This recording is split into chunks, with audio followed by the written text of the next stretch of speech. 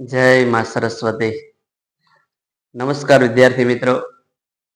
આજે આપણે સ્વાધ્યાય 2.1 એની અંદર દાખલા નંબર 1 શીખીશું. નીચે આપેલી આકૃતિમાં કોઈ બહુપદી p of x માટે y બરાબર p of x ના આલેખ આપેલ છે. દરેક કિસ્સામાં p of x ના શૂન્યોની સંખ્યા શોધો. અહીં આપણે ધ્યાનમાં શું રાખવાનું છે? અહીંયા કૌંસની અંદર જે ચલ આપણને આપેલો છે એ આપણી અક્ષ દર્શાવે છે.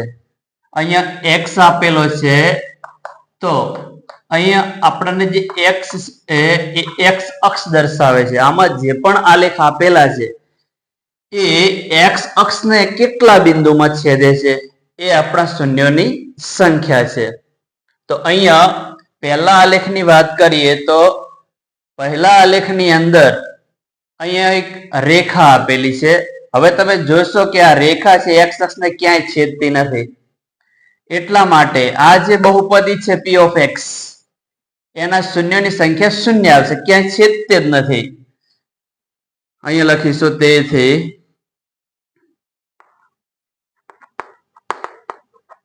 આપેલી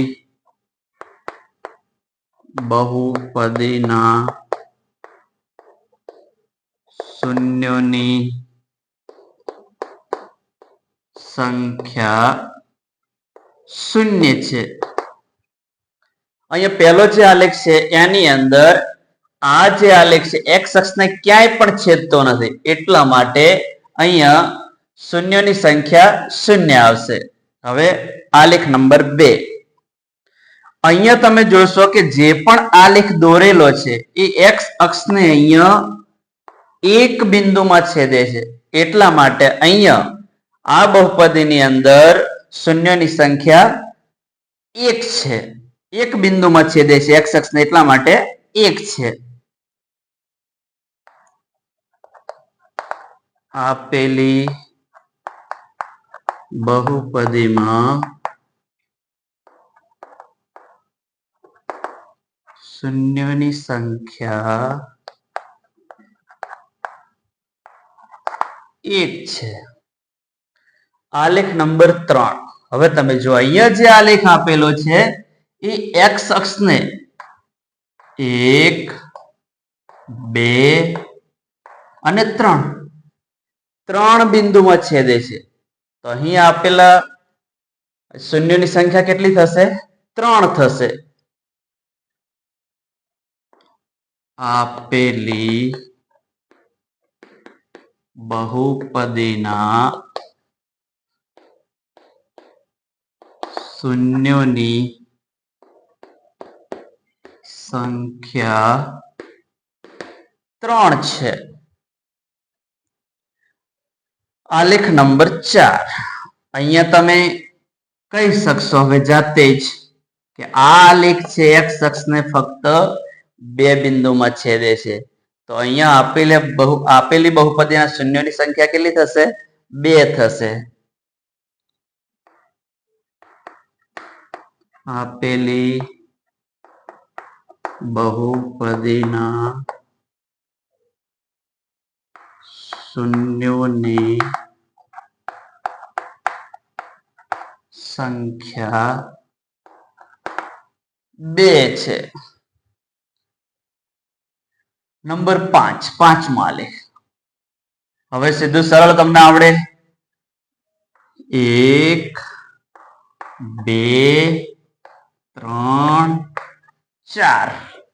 તો અહીંયા જે બહુપદી છે એના શૂન્યોની સંખ્યા કેટલી થશે? 1, 2, 3 અને 4.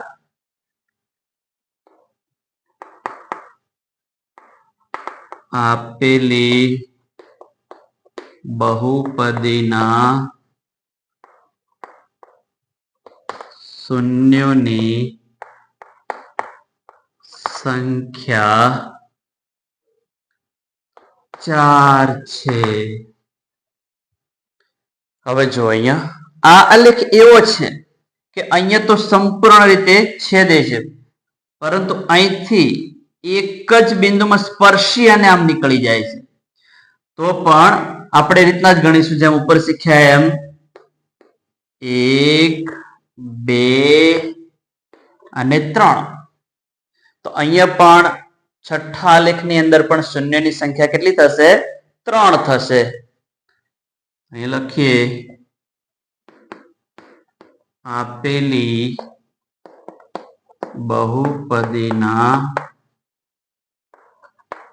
શૂન્યોની સંખ્યા 3 છે. તો આ રીતે સરળતાથી આના ગુણ આપણે મેળવી શકીએ. હવે થોડીક વિશેષ વાત કરીએ. કેટલીક વાર આવું પૂછે છે, જોતા રહેજો. હાલ આપણે આ શીખ્યા આપણી સૂચના મુજબ. ક્યારેક આવું આપેલું હોય x બરાબર p ઓફ y. જ્યારે આ રીતનું આપેલું હોય તો વિદ્યાર્થી મિત્રો ખૂબ જ ધ્યાન આપજો. આવા સમયે તમારે y અક્ષના છેદબિંદુઓ જોવાના છે.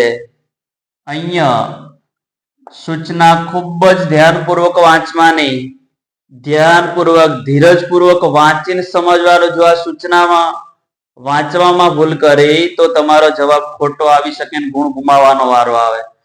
તો ક્યારે ઉતાવળ કરવાની નહીં. રકમ જે છે પૂરેપૂરી શબ્દશઃ વાંચવી અને પછી જ આનો જવાબ આપવાનો પ્રયત્ન કરવાનો.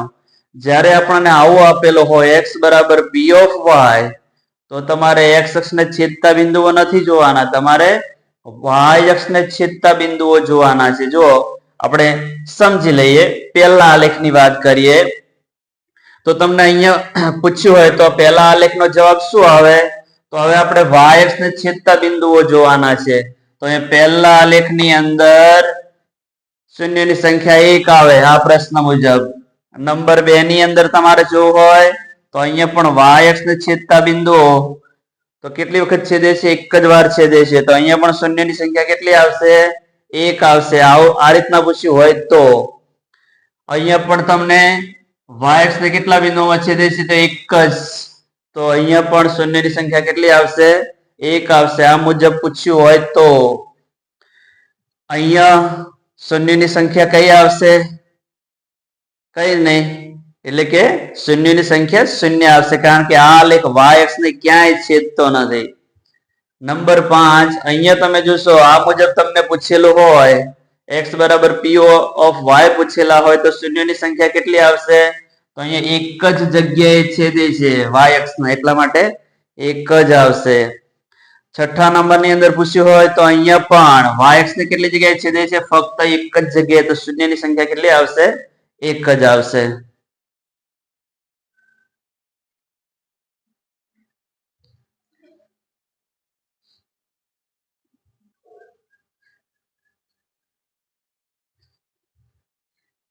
હવે કેટલીક વાર આવો પ્રશ્ન પૂછવામાં આવે છે. એકવાર બોર્ડની અંદર આ પ્રશ્ન પૂછાયેલો અને મોટા ભાગના વિદ્યાર્થીઓ આનો જવાબ ખોટો લખેલો.